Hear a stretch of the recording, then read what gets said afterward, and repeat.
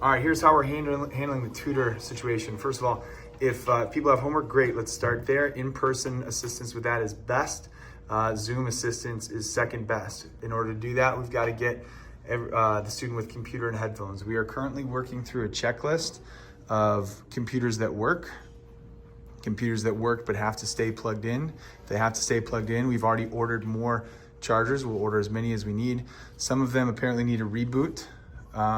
Some of them, we're gonna also mark this category. I know that's a little more long-term, but some of these are gonna need to be replaced. Additional notes are we're gonna need some login help with a few of them to make sure they're functional. So we're in the process of figuring this out right now. What it'll look like is someone will walk in the door. We just bought something for this wall.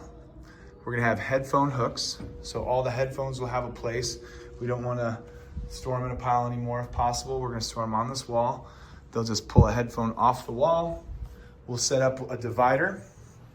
And if a student has headphone and working computer, they should be good to go. That's where they will get their tutoring done. If they don't, we've also bought a bunch of age-appropriate workbooks for the students to work through. We've got cursive by request. We've got math. We've got spelling and general activity puzzles for 8 to 12. We got a bunch of pencils here, good to go. They can have their own session right here. Working on their stuff, good to go. If we need anything else,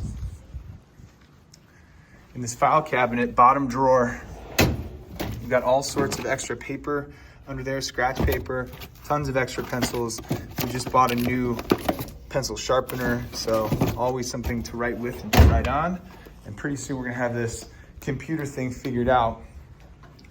The other thing is we're gonna have to store them. This can work for now. Some of these are a little tricky to get in and out, so we might be buying another version of this, but we should keep them stored this way. If they are stacked, like in a bin, they can get overheated and mess with the hard drive and potentially battery life. So those are some of the big ideas. We're on the right track. All right, and we're using this numbering system right now just to check these. We might find, like we found with 8, that one just does not work. So that's gonna need to be replaced.